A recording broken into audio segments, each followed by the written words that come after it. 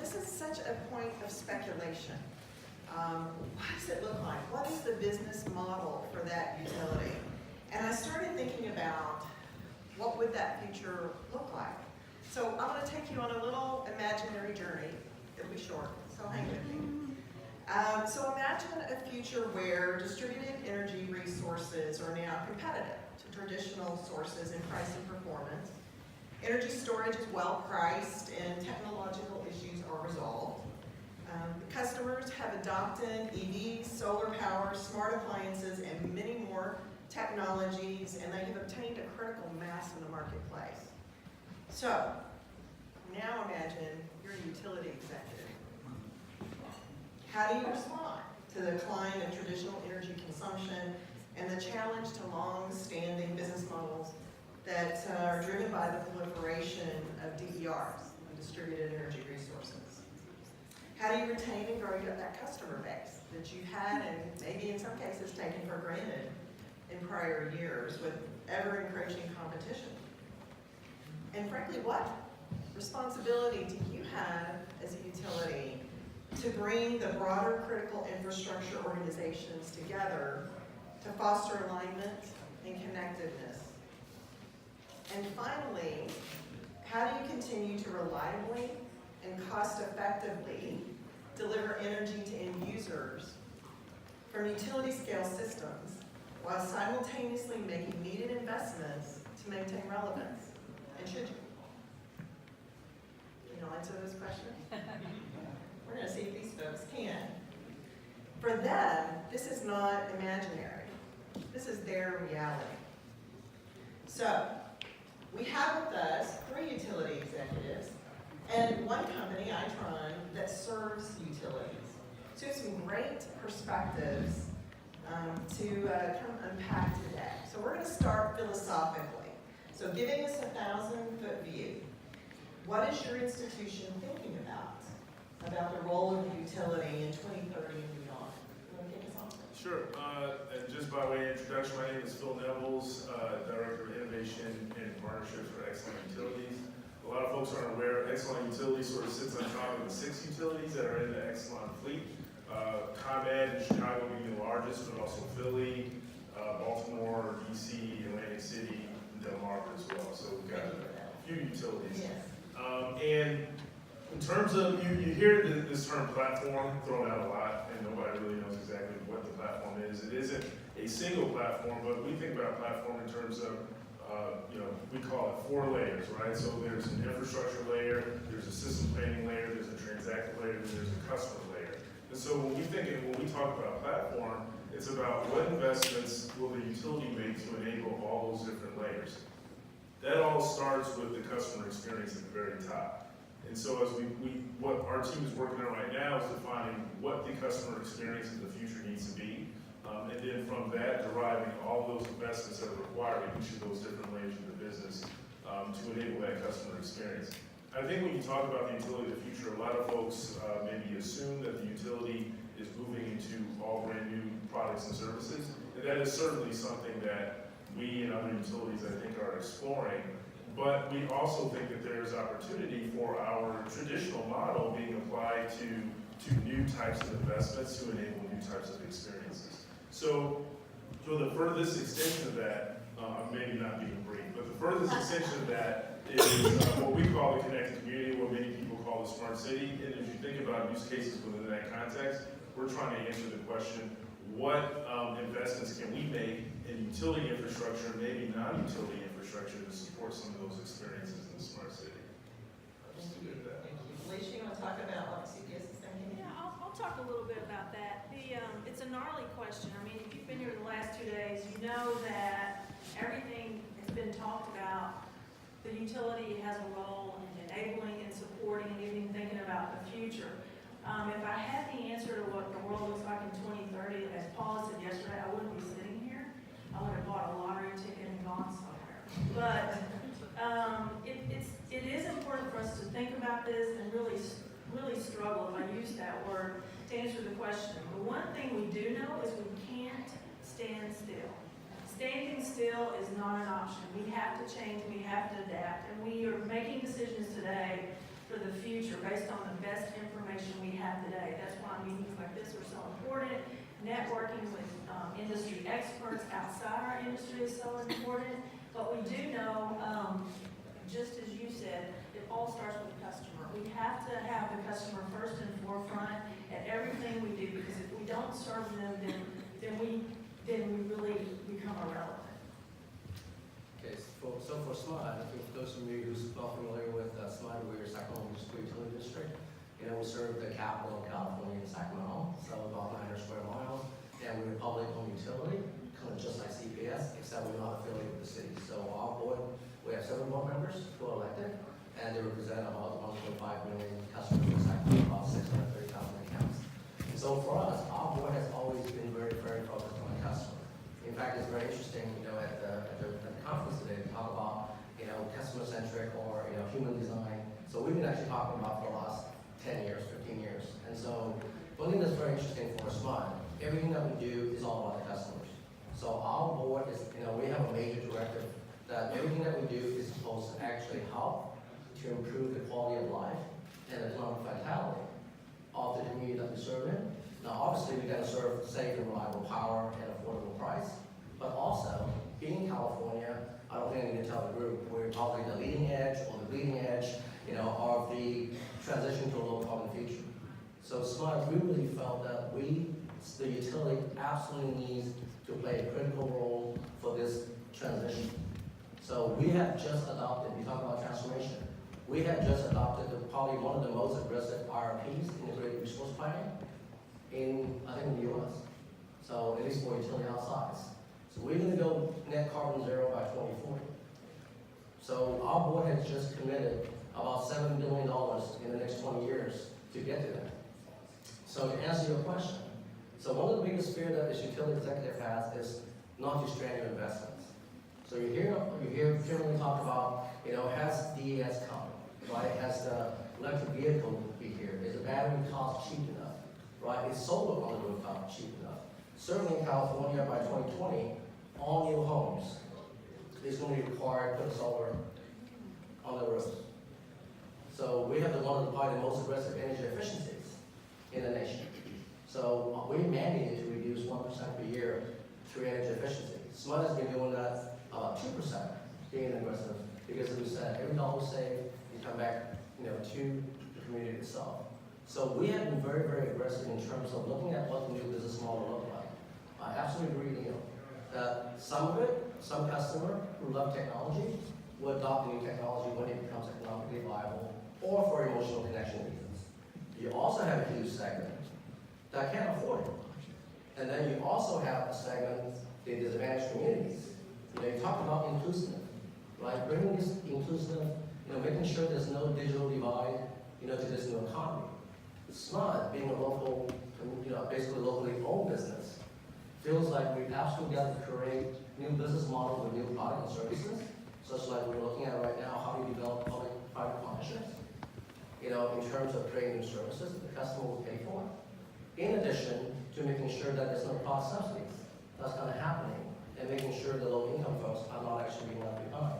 So that's our job as utility executives, making sure, number one, we hear what the communities, different segment of the community, what they want and what their needs are. How do you align our investments, our current investment that we have, and the investment that we have in the past? How do you optimize that along with what the customer is actually investing? Because think about, when you talk about all these new technology advancements, the only companies, at least one of the only companies that has a complete look on the value chain from things beyond it, the meters, when you talk about electric vehicles, when you talk about demand response, energy efficiency, the impact that it has on the distribution system, and the transmission system, and the power marketplace. The utilities is probably one of the most logical entities that can put them all together and try to get value out of all those, and be the smart, I would call it orchestra, or the kind of the maestro to say, how do you actually making sure all those things are moving right in a way that is actually aligned? So for us, I mean, that's kind of a long answer, but for us, we have been working very, very closely, you know, with the universities, local universities, you know, and then from a job workforce development perspective, we're also working very closely, you know, with the legislature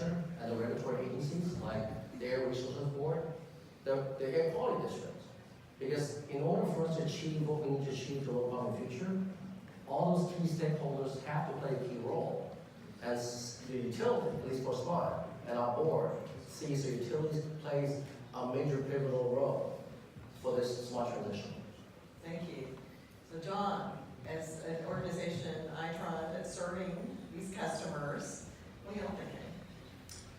Well, it's a challenge because it's an evolution that we're in.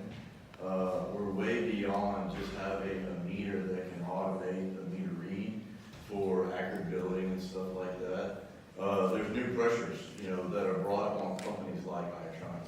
And those pressures are, they stem beyond just the utility. Everybody here just kind of talked about them. And so, companies like us, and there's others out there, we're not the only one by any way, shape, or form, but, we're having to address these new challenges in new creative ways that allow us to be more open-minded, more adoptive of open standards, where we're not pigeonholing any of the customers that are out there adopting this technology, where they can be supportive to what the general public wants from a smart city standpoint.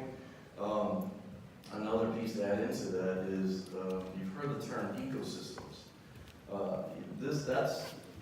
People don't realize that that's something kind of newer to the utility world of having entities, IoT-type devices, be able to utilize the network that the utilities already have in place, the canopies that are out there, and bringing more resources, more connected communities to leverage that. It's very important because if we, ITRON, took it upon ourselves to be everything for everybody, we would fail ourselves and we would fail our customers. So we have to kind of adopt and adapt to be able to work with multiple third parties that are able to come in there. Thank you. Well, let's drill down a little bit more on some of these specific things that you're doing. And so I'd like to hear a little bit about where you have chosen to place priority in terms of the distributed energy resources and preparing for the proliferation of those that you own and those that you do not control. So let's talk a bit about that. Yeah, so most of our utilities are unable to own generation. All of our utilities are in deregulated markets, so none of them are vertically integrated. So that's an important note. So they're all poles and wires. And so we're not able necessarily to put solar on top of the rooftops and own that as a regulatory asset at all. But we are looking at things such as community solar and how do we support that. So if you look at cities like Chicago, actually 2/3 of the homes aren't able to have rooftop solar. And so there are certain places where community solar is likely going to be the option for those folks that want to access renewable power in that way. We see ourselves as having an opportunity to provide that for customers. We also, when we think about whether we control these distributed resources or not, there is some level of coordination that needs to happen between all these resources. If you get into areas such as peer-to-peer trading, you start to talk about transactive energy and all these different things that no one really has a definition for. When you get there, there's a coordination that needs to happen between what the resources are doing and the safety and reliability of the system. And so many of the projects that we're exploring is at that point of intersection between the system and then what customers want to do with their rooftop PV systems, and how do we coordinate those different things. And so I think there's another question that gets more specific about projects, so I'll leave it at that. But that's where a lot of our focus is right now.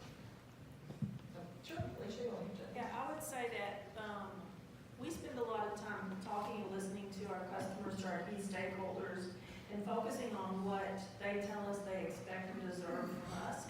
In particular, like you mentioned around solar, various solar offerings, whether it be rooftop, whether it be community, unlike we own the whole value chain. And so we've elected first to focus on customers, much like you talked about, Paul, and then really understand what they expect from us, what our community expects, whether it be solar, whether it be a project with battery storage, working with our universities like you talked about, and honing in on those particular projects around generation, as well as ensuring we are looking at the affordability issue. Being a utility, we have to provide affordable, reliable, and sustainable energy for all customers, not just certain customers, but for all customers. And so that really is a challenge sometimes to really find that sweet spot where you can deliver those products and services and just basic enabling technologies, for lack of a better term, that customers really want. We've been focused on a direction inside our company called FlexPath, and that really is setting us up to be able to take on any new enabling technology that emerges, whether it be battery storage, whether it be something that somebody in this room is ultimately going to come up with, as I was listening today, or something some third grader is going to come up with in the next few years. Being able to serve and deliver services to customers, we know we have to be ready. We also know we can't do it by ourselves. So partnerships are incredibly important for us. That definitely is going to change, or is changing, the business model for us, like you talked about. How do we make sure that we're in a position to always enable and support what our community needs and expects and deserves from us? So for SMUD, this has been a very long journey for us in terms of creating a smart city. Back in 2009, SMUD is we're very fortunate. We won a $350 million grant from DOE, something that we call Smart Sacramento. It's really to start laying down foundations and what is the technological infrastructure that you need to actually move to this decarbonized future. So we have full KMR, smart meter deployment back in 2009. So, and then now we're actually moving on to the next generation. We've actually have developed strategic partnerships, with OSI to actually put in an advanced distribution management system. And then we're also working with them to develop what we call distribution energy resource management system. So that, one of the things that I don't think, for those who doesn't work in utilities, doesn't know the transmission side is balanced every 4 seconds. Before the thing with smart meters, we don't even know you have an outage or not, unless somebody calls. So there's a huge gap between, what is what we'll call a connected city and really what the electric infrastructure is, especially on the distribution side. So we have spent a tremendous amount of money in terms of investing in our facilities, right, in the distribution side, to make sure that we have visibility and controllability. To get ready for the thousands of those things that either we own or we don't, or the customer owns. How do we actually optimize making sure that the grid is still safe, is still reliable, and is still affordable? So we have been working extensively with low-income areas in terms of the whole, the end of bill burden. We have totally restructured our low-income subsidies to making sure that people are actually paying their share, but really an affordable share for the low-income area. So from the technology standpoint, we're putting all the foundational pieces that we know. But like CPS, we are also vertically integrated. So we're in California. So for SMUD, we run our own battlefield authority. So we actually arbitrage what is called California Independent System Operators and the Northwest. So right now, SMUD is going to join the energy imbalance market in April. And there's all talk in California right now about an enhanced day-ahead market. So on one end, we're looking at, from an operation perspective, how do you get operation excellence? How do you optimize what you have now and what the future is going to come in on the marketplace to make sure that you have money for the future investments? The other piece that we're also doing is we're on the customer side. So you heard when I talked about that by 2020 on your rooftop, it's going to require solar. So for those of you, maybe a lot of utilities in the U.S., our load is both our load and demand is less what it was 10 years ago. So we've been actually focusing in terms of, well, if customers are allowed to put solar in, what is an option that you can want to offer them?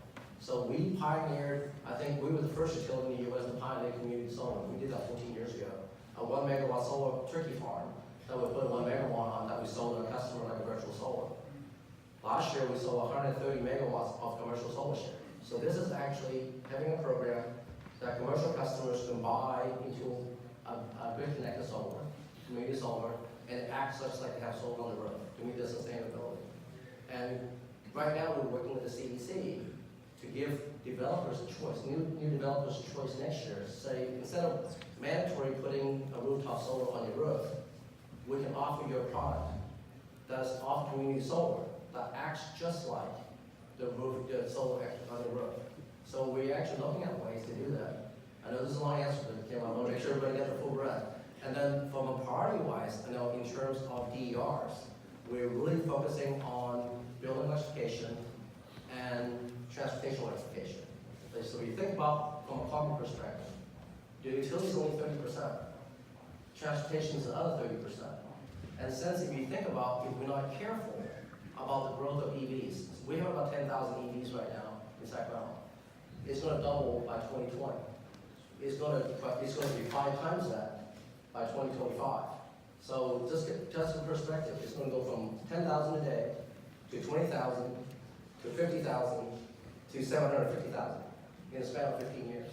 So if we're not careful about smart charging, about working with the cities to making sure that the shared mobility is how it's going to change the world in terms of how city planning is, we want to make sure SMUD is that right in the center of this discussion to making sure that how shared mobility and all this charging infrastructure that you're going to need is going to be optimized, because otherwise the investment in the grid to support all these millions of new cars, California has a mandate, executive order. By 2030, there's going to be 5 million electric cars in California. And by 2030, 60% of California power portfolio is going to come from renewables. So we have a huge mandate that is actually driving the utility investments. So we want to make sure that we actually have a chance to drive and influence those legislation and those regulatory pieces to making sure we do that. And then one of the big things, you talk a lot, you hear the utilities about new business models, and we really need to start developing new strategic partnerships. First time ever, SMUD, we actually have a strict directive to talk about developing new revenues. So we have struck international partnerships, strategic partnerships like with NEC, right, with OSI, to develop the next generation so we can start capitalizing on intellectual property. So we can think about new revenue models that didn't exist today. Because of the fact that, we think kilowatt hours that should only commodity product is probably not going to survive by the time you get to 2030 or 2040. So we're doing a lot, so I'm glad I come to conferences like this to actually pick everyone's brain and steal any good ideas I can find, because certainly the challenges in front for almost all utilities in the U.S. Can I touch on something that Paul said? You mentioned it's 4 seconds to balance the grid, right? That's all you have. Probably by 2030, 4 seconds will seem like a lifetime. So it's going to have to be much faster, and that brings its own set of challenges with it, right? How do you narrow something? So since you touched on that, so that is one area that we really felt like that there's going to be a lot of research Yeah. and a lot of partnership that we have to develop, because of the fact that the new batteries coming on, right, using batteries as ancillary services, and how much battery do you need, right? In California we have something called the famous duck curve. I think most of you guys heard, because of rapid development of solar. So we're actually paying Arizona and Nevada to take out renewable energy, which from a financial perspective makes no sense at all, but it means a state mandate that we actually have. So we're actually looking at what is the best way for us to optimize that. So John, I'm going to have you we're going to bring to the next question and this question that I had just asked together, so that you can share with us how you are helping your utility clients prepare for the additional load that the DERs that they don't control brings to them, but also the specifics of the technologies and projects that maybe you're working on with some of your clients. Sure. So a couple of things. There was a lot that was said between the three over here. Great stuff. The traditional utility looks at things more from their own operations, and that's keeping the reliable service at a high level and issuing, reliable bills to the customers at the lowest cost possible. And so from a pure operation standpoint, a lot of people have developed networks and canopies over there to help minimize their costs and how they go about doing their business and increasing the output capabilities. As we said earlier, the fact that they have these pieces in place, there's additional capacities within these networks, where they could bring in their customers to be more of a part, instead of just a deliverable company, now they can become somewhat of a conduit for greater things than just the goods that they deliver, just the core goods, like kilowatt hours, for example. And so a lot of the stuff that we are doing are helping them to understand as IoT devices, Internet of Things, are being brought into the networks that originally were designed more from an operational standpoint. How is it going to affect it, if it does? And what is the expandability beyond it? And the growth opportunities that it can afford? Because, there are the whole concept here about, city of the future, smart cities, those things. There's a lot of things that are going to happen in the future that we're not aware of today, but they each have an issue that will bring some, I'll say, responsibility on the utility side. For example, on the EVs, if you have, let's just say, an older area that is going through regeneration, and people are tearing down homes, building newer homes, buying a couple of Teslas or EVs, putting them in there, there's a good chance that the actual grid that was originally built into that area was not designed to be sustainable.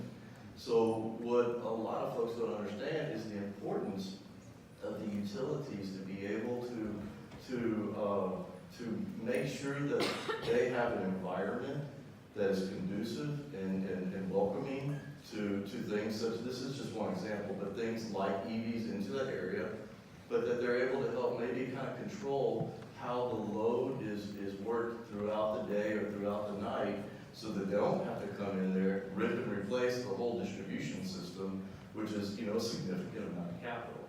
So some of the stuff that we're trying to do is help bring visibility and insight, and the ability to be supportive for those adopters that are coming in to become part of their system that they have and the ecosystem that they build. Well, that's good. So that leads me to feel like, I wanted to ask you, so let's get into some of those specific projects that you guys are looking at to prepare your utility for the future, but also, in a way, it's a tale of two utilities at the same time, right? You've got to be that risk-averse traditional utility, but so much more nimble and ready to go. And I think that's where maybe you're headed. So let's talk about some of those projects that address that. Yeah, it's hard being on the innovation team at a utility. Yes. We point a lot to the example in Chicago, which is our comment territory, where we have an area that's called Community of the Future, and maybe some folks have heard of this, but we've started to explore what this intersection between the utility and the city of the future is. And there's a lot of things we're doing there related to EVs and distributed lighting and all these different things. But maybe the most interesting piece of that is a microgrid that we're building within that community. What's even more interesting in that is that we're pairing it with an existing microgrid on the Illinois Institute of Technology's campus. And so we've created a controller that allows these two microgrids to talk to one another. This gets back to my earlier point about how can you actually optimize how these different microgrids interact with one another. You sort of imagine the future in these smart cities where you have more microgrids, especially oriented around critical city services and things like that. So that is just one big thing we're doing. Additionally, when you think about, you call them non-wires alternatives, where you leverage DER in such a way that you can minimize the amount of investment you need to make into the grid. With that, we're exploring how can we do that and layer on peer-to-peer transactions in such a way as to optimize the flow of power in a particular area to help alleviate the need for new construction of lines. In addition to that, and very similar, is about how do we leverage grid storage to do something like that. So storage is one of those things that you can use for a lot of different purposes. One thing you can use it for is peak shaving. And basically what that means is you require less power coming from some central generator because you're getting it from the battery. If we're able to do that and use the battery for those purposes, can we leverage the remaining capacity in the battery for other purposes like peer-to-peer, some of these other transactions? So many of the projects we're working on are kind of these optimization coordination problems, and how can the utility have a role in providing that with the system? Really interesting, the pairing of the microgrids, it's fascinating. So, in we're interest of time, I really want to ask this question, I want to make sure we don't miss. What has to change in this industry for that future that you envision to occur? Felicia? You want to start with me? Oh, yeah. Of course, you know where I office, so this may not be good. So, my man's. It's a list. It's a list. I'm trying to do something politically correct to say. Right. Oh, no, come on. No. So first, what's really got to change for us is in the utility space is speed, right? We have to be faster and faster, but pragmatically faster. We can't be fast just to be fast. So we don't have the luxury necessarily to fail and fail fast and fail often. There are too many things depending on us as a utility. So we have to be better about how we approach innovation, to your point, and that is a tough job in a utility. But yes, that's one of the things. We have to also think differently. We have to collectively, as an organization, do a cultural mind shift to think differently about the future and how that looks. And understand that you have to extend the category that we're in. It's not just about kilowatt hours. It's not just about the next greatest microgrid. It's about collectively and holistically all of those things that you mentioned, right? You have to look at it all as one seamless orchestration if you want to talk about it that way. We also have to talk about differently for us, and probably for most other utilities, other than those that are in retail, is how do you change the regulatory model that allows you to be a little more flexible, a little more agile. Having worked in California and worked in Texas, there are lots of differences, but there are a lot of similarities. And so that whole regulatory model has to change. It can't be just recovering and value every investment, even though it isn't our customers' money. You do have to have the opportunity to innovate and test. And I'll stop there because I could go on. So for SMUD, I think the biggest thing for us is to make sure that we understand that we're part of the community itself. So instead of looking SMUD as being a silo that we just provide reliable electric service, is really about what can SMUD do to become a benefit for all the stakeholders, like the cities, the universities, right, the NGOs, right, the business community. How do you actually make yourself part of that solution and be open for business opportunities? So I love what you said about risk, right? Utilities, we're not risk takers, right? Because the light goes out, you go all over the front page, especially state capital. But really about, being open to say, how do you actually manage those risks? When you talk about fail quick and fail fast, that's easily said. But that's very, very hard to do, especially from a utility mindset. So I think the utility have to go through a paradigm shift to say what we're good at, what we're not good at, what do we need to bring in, people who's really good at managing risk and those things. But then really about look at innovation differently. So I do want to touch on one area. It's like, for example, we actually have told city and everybody that we want to go back to the future. All new homes will be all electric, like in the 80s. So we actually have incentivized, and we actually have two, builders that their home is going to go electric with induction cooking and the whole thing. We also said, hey, you know what? To improve Sacramento, you need to improve the competitiveness of Sacramento. So we're learning from Austin and from San Antonio. So we're in the process right now of putting the California Mobility Center. It's a public-private partnership to say, if we are really seriously going to move 5 million electric vehicles in California, what are the things that you need to do from a policy, regulation, business model, charging infrastructures, the IoT, the connected, even about, what about the infrastructure itself? Think about the connectivity that you need, right? Should SMUD get into the fiber business? Certainly we can do that, like some other people have, but is it the right thing for us to do? So we're actually opening all those new business opportunities that in the past, that SMUD would say, this is not a core competency, so we're not going to touch it at all. So we are really looking at, and we have got, we actually always have consultants that actually new staff on board, and then educating our board to say, what is the right amount of risk that we need to take? Because resistance is futile.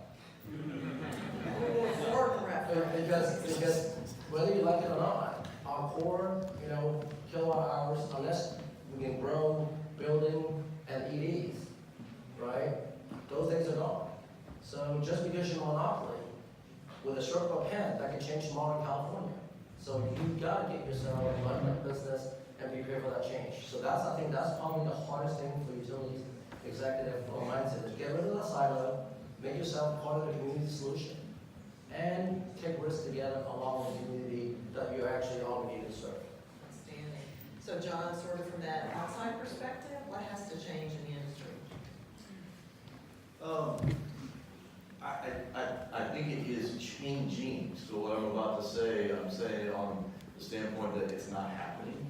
But it's to what he was just saying, that the utilities, and we referenced the electric side of the utility, but we can't forget there's also the gas side and the water side.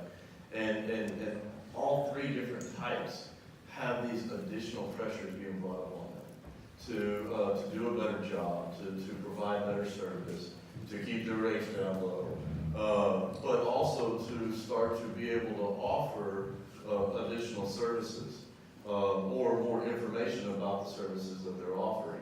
So I would say the continuation of being receptive of these pressures that are coming in from the marketplace, and then these guys appear to do a good job of on companies like ours of coming to us and very candidly and openly talking about that. I think that transparency helps companies like ours understand where we need to be investing our R&D dollars, and so that we are focused. So it's more of we're bringing to market what these guys are needing based upon the pressures put upon them by their customers, versus having a big miss when we come to market with some kind of device that's just really no good for what they truly need.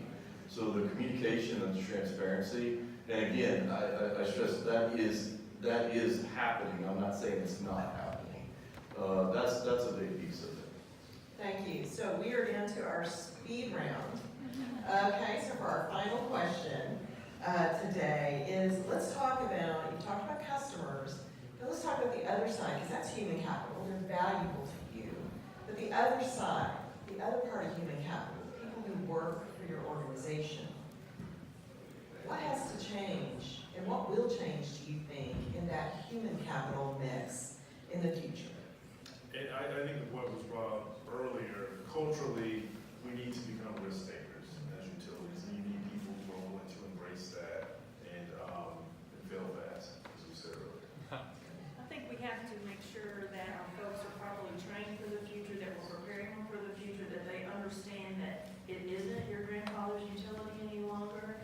And to the extent that positions and job responsibilities really do change and are replaced with robots or whatever bot or doodah that comes along out there, that we reserve the human aspect for the really important high-touch pieces of our business for our customers.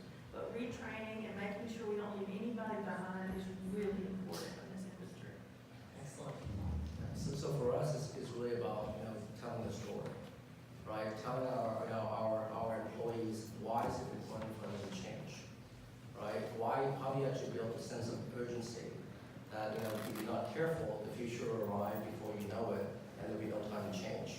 But at the same time, also acknowledge change is hard, right? For a company that's still a monopoly, our rates is 30% cheaper than PG&E, and we're always operating in J powers. So this need for change and making sure that they can see the path forward. If their job is going to be, basically impacted, like for example, we have no wall maps actually at DSO. Our DSO is totally run computerized, and so that change management that you need as new technologies being deployed, or new business models being deployed, you have to spend the time to engage your employees and bring them along, and you have to emotionally connect with those employees to make sure they understand that they serve a bigger cause than just, pushing a little button that they're doing. So for us, we have to work on really changing the whole culture for SMUD for the last 5 years. And we brought in, folks to help us, external folks. Change management is not, it's not something that the utilities rarely talk about. But we are embracing it. We're embracing the change. Good. John, the final word on human capital for your perspective. Yeah, she said it earlier about it's not your grandmother's utility anymore, and so it's not. Because of, just human expectations have risen so much over the last, decade and a half or whatever.